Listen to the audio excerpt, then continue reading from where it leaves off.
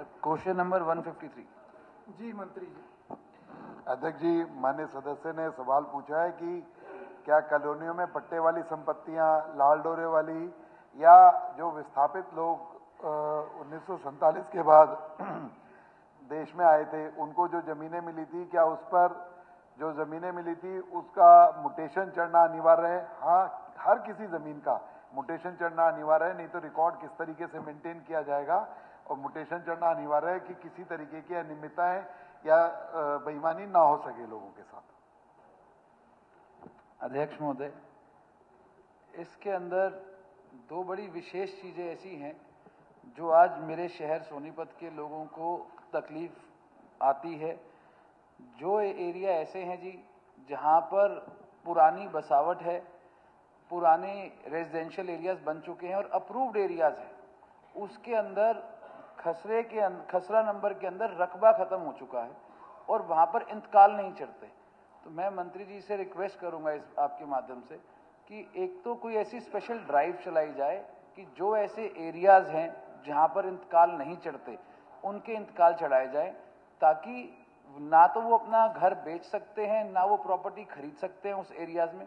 और कुछ ऐसे केसेस हैं जो 1960 से लेकर 1985 तक जो रजिस्ट्रियां होती थी उसके अंदर रजिस्ट्रियों में इंतकाल और खसरा नंबर मेंशन नहीं होता था जब वो रजिस्ट्रियां हुआ करती थी पुराने समय में।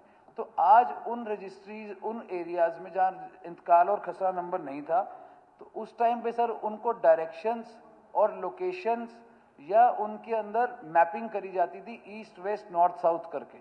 तो आज वहां पर भी इंतकाल नहीं होते हैं, वो भी हमारे शहर के बीच में बसे हुए एरियाज हैं। तो मेरी यही रिक्वेस्ट है कि जो ऐसे एरियाज हैं इनके लिए कोई स्पेशल ड्राइव चलाए, ताकि ये बहुत बड़ा विषय है और हमारे शहर का एक बहुत बड़ा हिस्सा ऐसा है जो इससे जिसको तकलीफ है। माननीय सदस्य ने जो अपनी आप ही बोलिए कोई बात।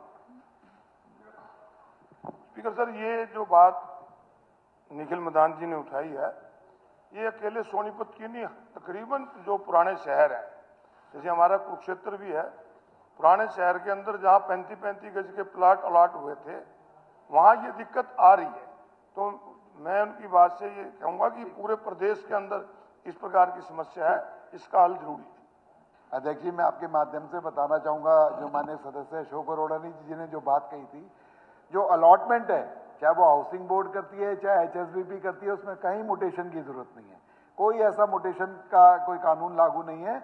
उसके नंबर डिपार्टमेंट देता है, उसके तहत उसकी रजिस्ट्रेशन डीड होती है।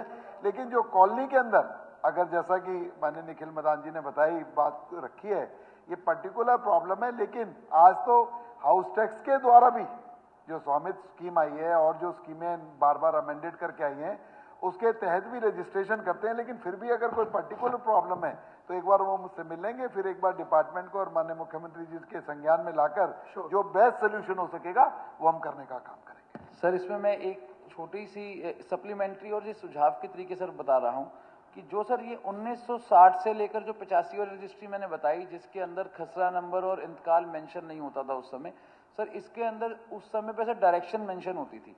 आज सर और वहां पर कोई लैंडमार्क लिख दिया जाता था और सर उसको तो हम उससे माननीय सदस्य को बताना चाहता हूं, ये 2014 के बाद भारतीय जनता पार्टी की सरकार है। किसी ने 500 गज की जगह 700 गज की रजिस्ट्री कर दी है, अलाउ नहीं किया जाएगा। वो रिकॉर्ड तो रखा जाएगा, लेकिन रिकॉर्ड को तरीके से अगर कोई और पर्टिकुलर प्रॉब्लम है उसको दुरुस्त करने का काम किया जाएगा। लेकिन जितनी मर्जी कोई जमीन बेच दे, कोई रिकॉर्ड ना रखा जाए, ये इस सरकार, नायब सैनी सरकार में नहीं हो पाएगा। श्री चंद्र प्रकाश।